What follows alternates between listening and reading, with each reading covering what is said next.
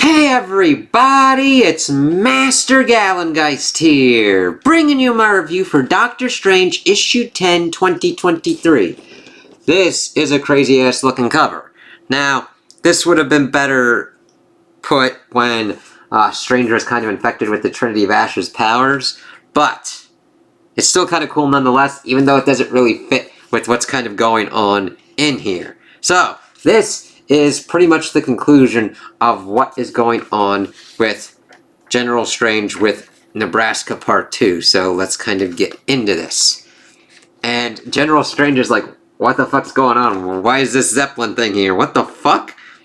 Really, General? Did you never wonder in all the conflict and strife when Strange battles Strange where exactly Wong was? Yeah, you really kind of have to know what Wong's doing. He's like, discharging hallucinogenerators, engaging psychedelotron. Hang on. This is your treatment, General, and goddamn if that isn't just a beautiful, crazy-ass looking page that works for the magic and the supernatural as the fucking thing starts doing its shit. And then we pretty much get into how Strange starts to win against the General. Asking what's happening, Scarlet Sutures of Sidorak as he starts pretty much bandaging himself up with magic. You gained so much power, General, so much experience, as you never tired telling me you grew so very good at the business of killing after all those years at war. But was that your way of telling me what you lost? Empathy, compassion, humanity, all the things that made you a doctor. War took these things from you, and what it didn't, you cut away yourself, like a surgeon, as we see him freaking out and going nutty, and Strange doing his thing to kind of like get through and blast into different kind of portions. It's really fucking nuts. I love the art here. So then we get to this part. Beautiful giant page with fucking tardigrade-like things.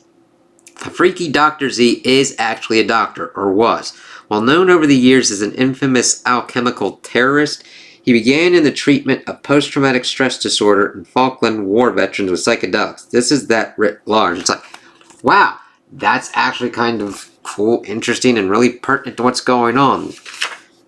And then we get to this. I love how these two pages are done, with how the panels are these bubbles, and we've got the use of color, and then the little bits of white space that just really sell what's going on. I cannot defeat you in battle, General. No one can. That is the point of you. You are a general. You kill.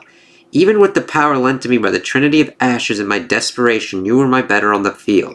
But let me show you where I am your better, General. Let me show you what you forgot. I am a doctor, General. I heal. As we see him grab hold of his head and start to minister to him, blasting open his brain and using tools. Let me put things right.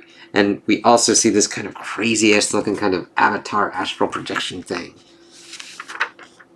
And then we see it done, as he says, yes, it is done.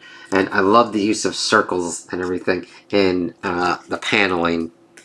As we then see the General going, no, no, no, no, no, no. Stephen, stand away from him. No, Clea, please. It's too dangerous, Stephen. Not anymore, my love. The things I've done, the lives I've taken. I made weapons of children. I have returned the things he lost in the war, things taken from him and things he removed. He feels it all, Clea. I performed thaumaturgic... No. This is always catches me up. Thaumaturgic, yes. Psychothaumaturgic surgery upon him, Clea. I grafted a portion of my unconscious to his soul so that it might take root, which is very kind of interesting, and we'll have to see how that kind of works out. Kind of almost like a skin graft or whatnot. Thaumaturgic, yeah. So then we see later, as we see that he has built a room for him, and that he's kind of chilled out. Are you comfortable, General? I am, thank you, Doctor. Good. You should let her kill me. I deserve it 1,000 times over, perhaps. I've enacted such horrors, Doctor. The pain I feel for the things I have done threatens to destroy me, but so does the idea of being in another prison, which is very interesting to see those two kind of things warring against each other with him. It's how do you atone for the things that he's done? That's the big kind of thing. But I love that the Doctor is attempting to do that. The Vishanti saw themselves as having three options, General: to destroy you, to heal you, or to imprison you. They chose the latter. I have not. I am going to heal you, General. I am not going to give up on you, Stephen Strange. I will leave you to rest, General. Then tomorrow we begin to work. Doctor. Thousands of years, Doctor. As you said, how can you heal thousands of years of pain, of guilt? The same way you heal anything, General. You start with one day, and then another. You continue for as long as it takes. And seeing them kind of go through that, and seeing Strange talk about it like that, and that's true. It's sometimes you just have to take the little steps until eventually it heals. And it might not heal the way you think it will, but it's nice to at least go along that route and journey. Oh, and we also get this kind of preview page for like Blood Hunt. It looks fucking gnarly going on. The Sanctum Sanctorum dungeon level. So we do know that he is in the Sanctum and he's in the dungeon. So he comes out with Bats. Thank you for waiting, Bats. It's a long climb and doing it alone is no fun. But do you really think you can fix him, Doctor? I must. The fact remains, his crimes are also my own. I don't think that's right, Doc. You're not him. You didn't do all the things he did. No one's saying that. After the war, my body was reset, my memories taken from me, my mind and soul refreshed. But it was indeed Stephen Strange who fought for those thousands of years. I cannot shed my own culpability, no matter how convenient it may be to do so. I don't really agree with that. They pretty much separated and changed it to a divergent path of that being a different kind of person. I understand why Doctor Strange sees it that way, but I do not agree with his assessment on it. That was what the Vishanti tried to do, to create a scapegoat, to separate the General from the Doctor because the Doctor had use. Now that, I actually agree on that assessment with the Vishanti. General Stephen Strange is a part of me, no matter how much I might like to deny it, and I will not sacrifice him to ease my own conscience. Now, even though I don't agree with his logic on it, I'm glad that he isn't willing to sacrifice the General. That work will be long and arduous, but in the meantime we have emerged victorious. The War of the Seven Spheres remains in the past. The astral souls of the dreaming children have been returned. So we see them going through, flipping through, and then we see a little party with one and everybody, yeah. And for now, that is enough. And I actually agree with that, Doctor. And him just going around, hugging people and stuff, it's great. I knew I could count on you, old friend. If I allowed the Sorcerer Supreme to die again, my father would crawl from his grave to throttle me. Dr. Z, I'm glad to see us on the same side at last. It was an honor to see the fruits of your techniques. Oh no, the honor was all mine, Doctor, truly. Speaking of being on the same side, Pandora, yeah, this is the new one, Strange. Let's bury the hatchet, huh? Indeed. Indeed, as Clea says. And seeing her little sister just is really kind of cool. Baby Faultine, still not something you want to mess with. Has Umar not asked for her child back? Umar has ever had little interest in raising a child, and truthfully, the less time my sister spends with her parents, the warlords, the better. I thought I might name her to truly irritate our mother. Oh, and what will you call her? As we see the Doctor holding the kid and how they're getting along nicely.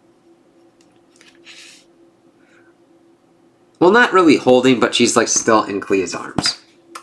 I thought I might name her Donna, after your own sister, so that she might be a joy to me as yours was to you. You do her memory of service, Clea, as we see Strange shedding some tears over that. That's really kind of nice of Clea to do. There's so much pain in the world, so much hurt that it seems like we cannot help but be drowned in it. But that is why we have doctors, to take the hurt of the world and ease it. That is all we can do. That, and hope that is enough. And seeing those panels as Strange talks about that, and I really do like that, agree with that, with what doctors are supposed to do. To take the hurt of the world and to ease it. And I think he's definitely doing that, and hopefully he can do that with the General. And then we see the epilogue, as we see, I love that shot of Clea looking out of the sanctum like that. It's just great. Agamon's murder. Oh, not this. Do you know why I've been after you for Agamon's murder? Because I had an agent in Agamon's palace. I knew you were there, as we kind of see the other kind of creatures like looking in on Clea looking down on Agamon. Ah, I did not kill Agamon, that was General Strange. Then why? Allow me to finish. I did not kill Agamon, but I would have. I went there with murder in my heart. I had prepared my spells, and had I not come too late, I would have killed Agamemnon, because he deserved to die, Pandora. Then why didn't you tell me that? I'm warlord born, Pandora. I owe you nothing. I only care about Stephen Strange, who is so compassionate that he's attempting to rehabilitate an insane cosmic war criminal. That is an accurate assessment, Clea.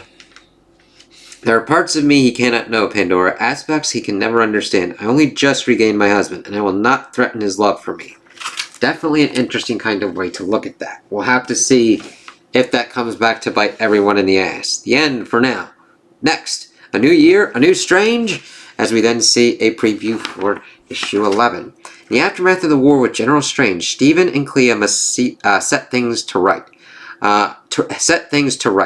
But what about Clea's new sister? Will they really return her to her warlord parents? Can the strangers reckon with the legacy of the Faltine? As we see the baby going kind of crazy, and I'm looking forward to that. So I really enjoyed this issue because I was wondering how Stephen was going to tackle General Strange, and I loved what they did of being able to kind of discombobulate him with Dr. Z's fucking psychedelic Zeppelin, and then Strange going in to heal him and help him that way.